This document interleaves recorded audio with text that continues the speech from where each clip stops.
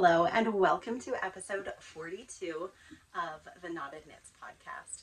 My name is Amy and this is my weekly check-in on the projects and progress that I have made on my knitting adventure.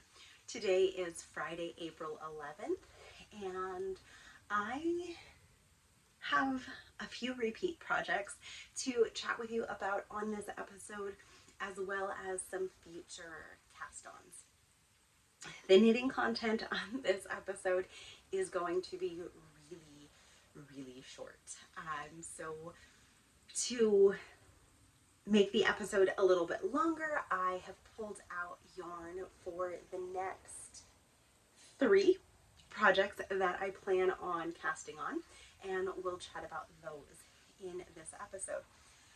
For the most up-to-date and a behind-the-scenes look at how I fit all of the knitting into my life, you can find and follow me on Instagram as the_knotted_knitter.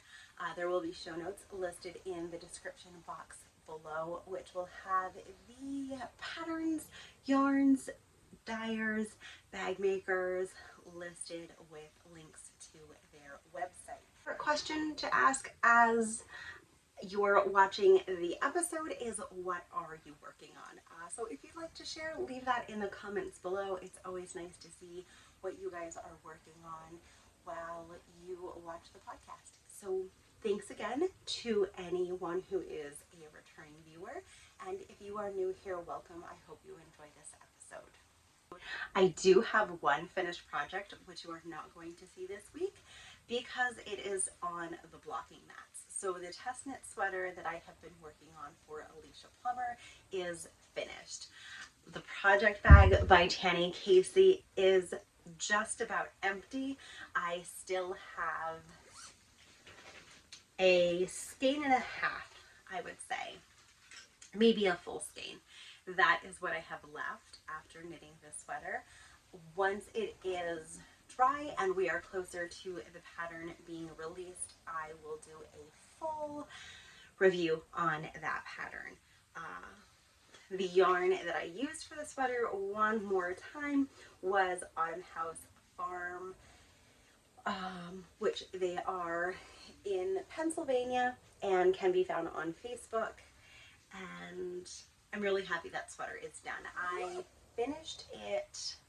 I finished the sweater well before the test knit is actually due, which is unusual for me, and I'm very proud of myself. I think there's still 2 weeks, possibly 3 weeks left to finish the test knit, but mine is done.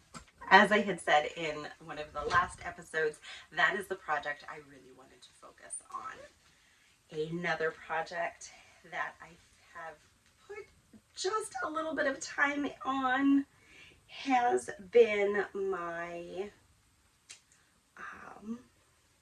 Bumblebee Acres socks, which are in the red Jamie and Sassenach colorway. This is about 20 rows more than where I was at last episode. So I have these socks on Addi flexi flyers, US 0. Of needle juggling this weekend. This week I have 3 pair of socks on the needles. I have 2 pair of US 0 9-inch circular needles, and they are my favorite method to knit socks. But I have my trusty Addi flexi flyers, so I had been going back and forth of putting a sock on these needles and working the sock on the circular needles and switching things back and forth. Because these needles for me are not portable. I like the 9-inch circulars because I can just go round and round and don't need to switch needles. But I did make a little progress on this sock. I did finish the cuff, and I think I have about 10 rows. So nothing substantial was done on this sock project. Although this is a smaller bag, I have this sock project in there. And I also have this sock project in here. So this is a project you've not seen. This is new. last weekend, Hershey Park opened, and this was my portable park project, is what I am calling this. The yarn is Knit Picks Felici, and it is in the Bonfire colorway. And I've dropped stitches on the heel flap. You can see there I need to pick those up, but I am knitting these on 60 over. I am knitting this sock. The other project, the third project that I've worked on this week is in yarn from Knit Picks, and that is Felici in the Bonfire colorway. And I cast this sock on last weekend. We had gone to see a High School Musical on both Saturday and Sunday, so I had plenty of vanilla sock knitting time. So I took this with me, cast it on when we were at Hershey Park on Saturday because the park has reopened for the season and I needed a portable project. So it is on 9-inch needles. You can see I did actually drop a couple of stitches. I will pick those back up. I'm not worried about it. But this is being knit over 60 stitches, and it will be knit to fit a US Women's 8 size shoe. And I did something a little different on the cuff of this sock, and I knit where the color row was changed. I knit the round.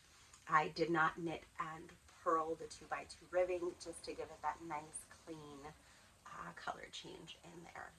Not that it makes a whole heck of a lot, but it doesn't give you that contrast bump. But they're done. I'm enjoying these, and we've decided that this yarn could also be an M&M colored yarn, because that was one of the treats that we had while we were watching High School Musicals. And I poured out a small handful, and it was the red, yellow, orange, and brown, and Lily had commented how it looked like the yarn looked like M&M colors also. But just to show you for how small this project bag is, both skeins do fit in here. So yeah, those are two projects that I worked on. And the last project that I've worked on is in my BarleyPurls sock bag. And I am still plugging away on these self-striping socks, but I did make quite a bit of progress. Sock number 1, you guys have seen, is finished, and sock number 2 is looking like a sock. So I have knit the entire leg, and I've started the heel flap. And I am doing these socks as mismatched. So the cuff is in a different color and the stripes still alternate, but they don't match. The heels are going to be opposite, and when I get to the toes, they will be opposite as well. And this is not a portable project for me because I'm knitting 8 rounds and then switching to the next color, which is not feasible when I'm out walking around trying to keep the 2 skeins from tangling. It's just really not cohesive. So that's why I cast on the 3rd sock. Really, I should have finished the other, this, but I didn't. I'm enjoying this very, very much, but wanted that fun, just walking around the park, waiting in line, watching High School Musicals. So to bring you on my needle juggling journey, this sock is perfect vanilla knitting. Socks are perfect vanilla knitting, but this sock on these needles is not ideal. So my plan for tonight is to transfer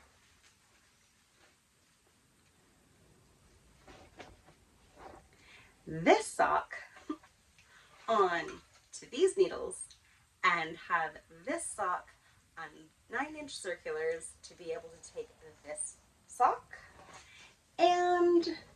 this sock with me to this weekend's dance competition. 9-inch circular needles in the dark auditorium. I can knit without fear of dropping a needle, unlike the flexi flyers. So that is why I plan on switching and juggling things around a little bit. Is the dance competition. It's the last competition. Saturday is a very easy day. Lily only has one dance in the afternoon, and then we have the rest of the weekend we have the rest of Saturday to spend with friends. So we have some plans of maybe going out to dinner, possibly going to Dave & Buster's, and just spending time together. It's a very large mall, and the girls, of course, are trying to scheme their way into walking around the mall Saturday for a little while, and just having a low-key, relaxing day is what Saturday should be for us. Sunday is a whole other story. Sunday she has 5 dances, and she starts dancing, and all of her dances take place within about, I think, 3 hours of each other. So there's lots of quick changes, there's lots of hair changes, there's a lot that goes on behind the scenes that will be when I'm not knitting. But when we're sitting there, when we're watching all of the other dances happen, when we're watching the rest of the competition, that's when I knit. We have an hour drive, so that's prime knitting time, and that's how I'm going to try to get these socks done this weekend, because I have yarn picked out, like I said, for 3 new projects. And these are all going to be baby knits. So 2 of them should be relatively instant gratification projects that I can start Monday once we're home, and ease them into next week. But I have these 2 20-gram skeins. I think these 2 skeins are left over from the Gilmore Girls Advent calendar that I bought in 2023 from Woolberry Fiber, and is where I think they're from. My plan for this is to make a mismatch muscle burrow hat. One color will be the first half, the other color will be the second half. I was hoping somewhere in my stash I would have a gray or black for some contrast, and I don't, because I was hoping to make that like the brim in the middle. So I might look to see if I have anything hidden anywhere else. I went through the scrap bin, and actually mailed off some minis today to a new friend, and I didn't have a black mini, so I'm on the hunt for something like that. But this should be a very, very quick project. I'm going to do the hat to fit roughly, I looked at the pattern and I think it says newborn to baby, maybe baby toddler. But I want to go for like a 17, 18 inch circumference is what I'm thinking. So that's the plan for these. Once I see how far I get with the first 20 gram, I'll know if I really need that second, or if I need that third color for a brim, or a center color. So that is first up on my knitting needles. One of the other yarns that I picked out from my stash is a beautiful sparkly blue. This is Oh Holy Night, and this yarn is from Dachshund Daddy Knits. I am not sure if they are still in business. This was purchased quite a few years ago. I bought this at a yarn festival in Leesport, Pennsylvania that is held in November, and I don't like Stellina yarn. okay? It's not my favorite, but I want to knit a baby dress with this. I have a couple patterns in mind. Obviously, I need to cake these up. There are two skeins here, and it is a 78 merino, 20% nylon, 2% sparkle. It is machine washable, and it does not say 437 yards. So plenty of yarn here. I'd even considered holding it double for a DK weight. And part of me was considering a baby sweater with this. Again, still kicking around ideas, but this yarn is designated baby yarn. Final skein is Yarn Art Flowers Moonlight, and it is a beautiful gradient stellina. And this is 53% cotton, 43% acrylic, and 4% metallic polyester. And this skein, I just seen it, is 1,093 yards. So it is 260 grams, so it is a very hefty skein of fingering weight yarn. I am considering casting on the anthology throw and knitting that blanket with this yarn. I think it would be absolutely beautiful. I've not knit the anthology throw before. It would be the first time. I was looking at the pattern on Ravelry today, and the only thing that I'm hesitant about are all of the holes that are in the pattern.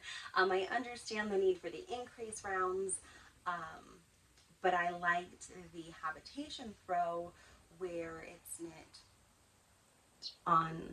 where it's knit diagonally essentially, and just having one row of decreases. So if you know of a circular knitting pattern that I could only do one row of increases, in my mind I know how I'd like to do this. I'd like a center point and to knit so many rows and then increase, and then knit so many rows and increase. But when I do the increases, I'd like a garter row, an increase row, and a garter row, and then knit. So I haven't looked at I haven't purchased the anthology throw to see if that's how the pattern is written. But in my mind, that's what I would like for this. I don't want the yarn very broken up by random eyelets throughout the pattern, which as I was looking at the anthology throw, that's how I thought it looked. And I'd like to avoid that. So still playing around with this to figure out what I'd like to do. Have to narrow down to a baby sweater or a dress. There is one sweater pattern in particular that's jumping out at me, but there's a dress pattern also. So have to figure this out. And then the muscle burrow hat is that I've already committed that's what that yarn is going to be. But with that one, I need to figure out the middle section of it. I'll need a contrast black or gray mini. So hopefully I will be able to finish the socks this weekend, and when we sit down to chat next week, I'll have some new things on the needles, because I'm getting tired of showing you these pair of socks over and over again.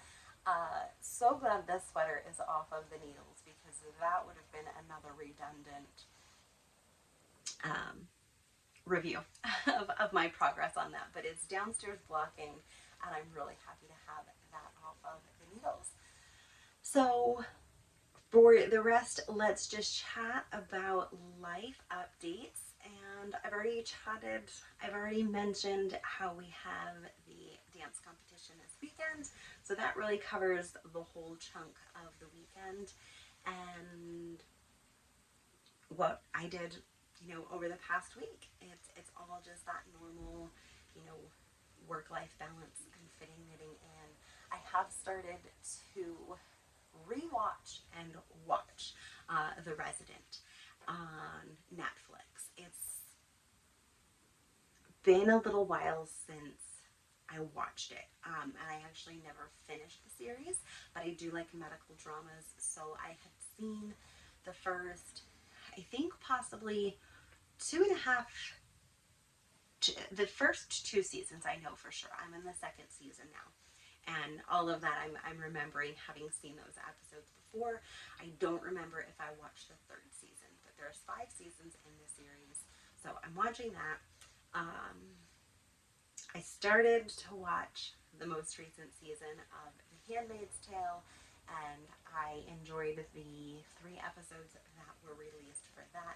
Very curious to see how that show is going to come to an end, and just what direction that show goes. But that is pretty much it for this episode. Like I said, I know this one was a little on the shorter side, but I wanted to sit down with you guys for a little bit tonight and just catch you up on what I've been working on this past week. So thank you for spending a little bit of time with me. I hope you enjoyed the episode, and I will see you all again next week. Take care, guys. Bye.